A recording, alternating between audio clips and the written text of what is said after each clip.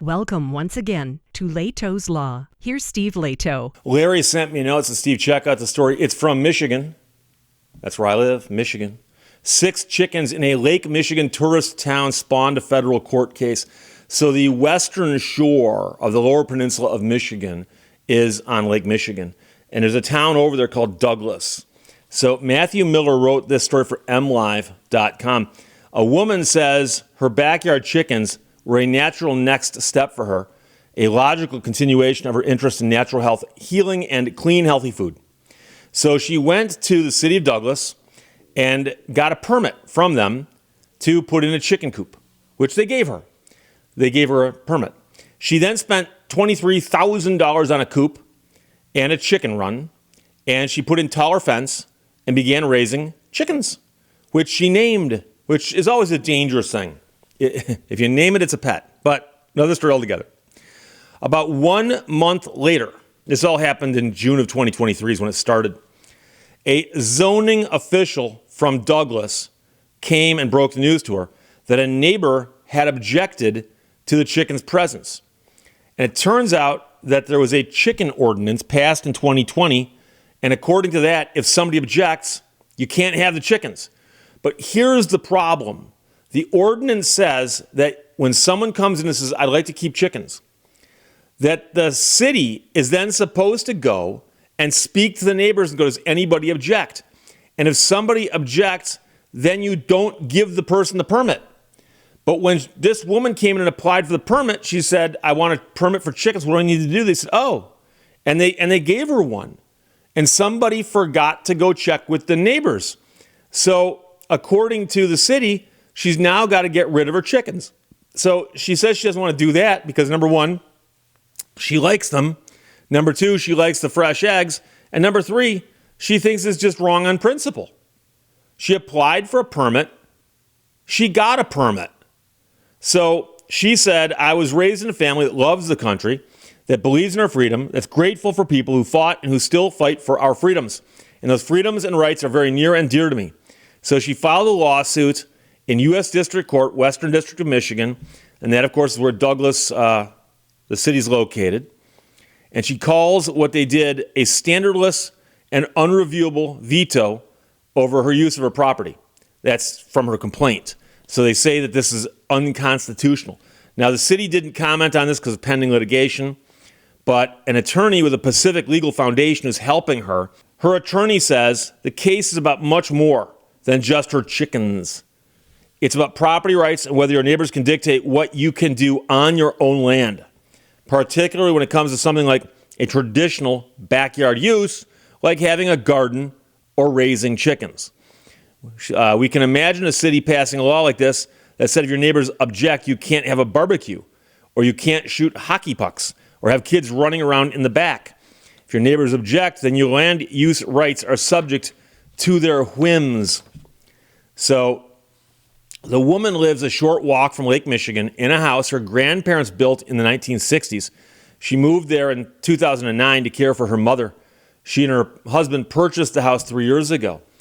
It turns out that her next door neighbor spoke to the MLive folks and admitted that she is in fact the one who said no to the chickens. So when asked her opinion, she said, I wrote, there's no way I want chickens. We're in a small town. I smell them, I hear them, and it affects my property values big time. And then she said she wants farm fresh eggs.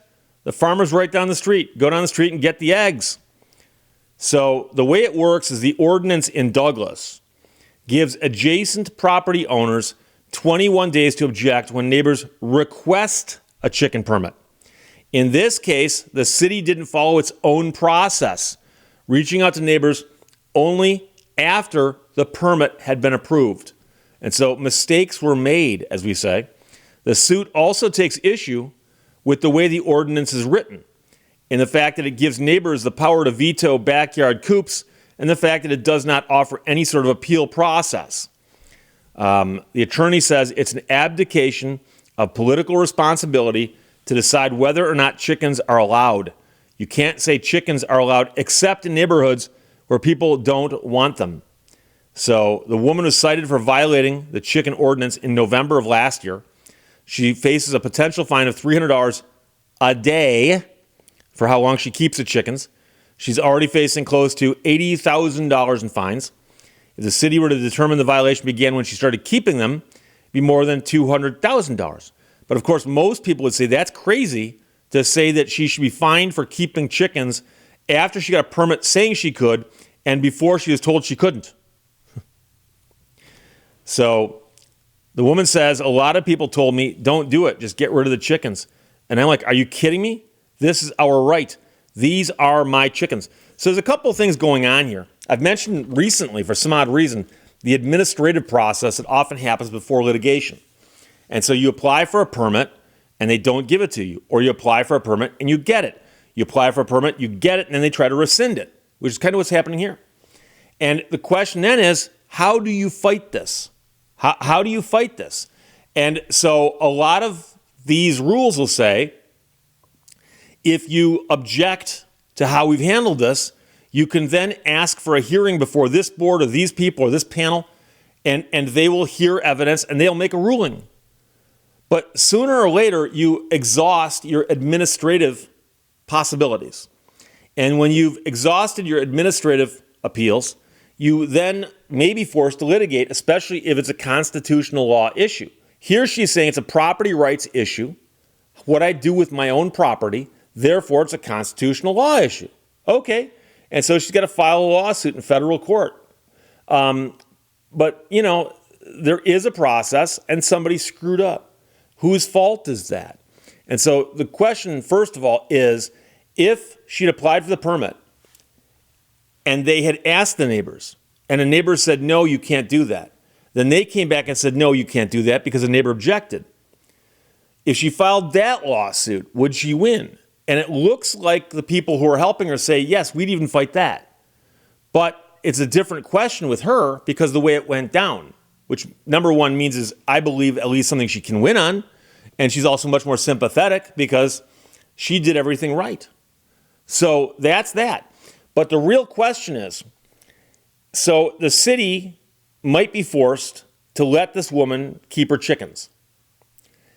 And if they are forced to let her keep the chickens, going forward, will they leave the statute as it is if the federal court doesn't strike it down? Or would they simply say, skip it, nobody can have chickens? Because that's a possible outcome also. Because the city might say, rather than go through this and have people arguing about whether or not their neighbors can dictate their chicken possession, maybe we should just say no one can have chickens. But I've seen lawsuits also brought by people who said that they live in a small town someplace, they got chickens or they built a garden. And by built, I mean actually, a big garden, not just planted a couple seeds, not just let their backyard get unruly. I'm talking about actually elevated beds and stuff or big plots of, gardening. And the city comes by and goes, you can't do that. You can't do that at all. You can't have a big garden. You can't have chickens. You can't have livestock. And I've seen people fighting that, saying, I've got a right to do that, whether or not you think I am allowed to do that. And I've seen that get fought also. And it's one of those battles that seems to be happening, I think, constantly everywhere. I wouldn't be surprised if there's a similar battle to this right now happening in every single state across America, simply because that's the dispute. So somebody's living in a house, they've been there for 50 years. Somebody moves in next door and gets goats. So person goes and complains, goes, hey, these people got goats. And they look at the ordinance says no livestock. But has it ever been litigated before? And there are a lot of these types of laws on books in different places where, if it hasn't been litigated yet in that area, no one knows how it's going to turn out. And so what often happens is a court's going to make a ruling. And the court could rule and say she gets to keep her chickens, but only because the city screwed up. Or the court could say she gets to keep her chickens, but it's because that statute is unlawful on its face and strike the statute down. Or the court could say, no, you lose. I personally think she's going to win. I just don't know if the court's going to strike the entire thing down or not. The question then becomes, what happens to other people who want chickens in that town? So I don't know. I'm not sure I've ever been to Douglas. I think I've passed through it before, but it's on the far side of the Lower Peninsula. I don't spend as much time over there as I do in the Upper Peninsula. So we'll see what happens. But as of right now, big fight in Douglas, Michigan over 6 chickens. And the fight's taking place in federal court. So there you go. Larry sent that. Thank you very much from mlive.com. Matthew Miller wrote it. 6 chickens spawned a federal court case in Lake Michigan tourist town. Questions or comments, put them below. Let's talk to you later. Bye-bye. Thank you for watching Lehto's Law. I don't know. I'm making this up as I go.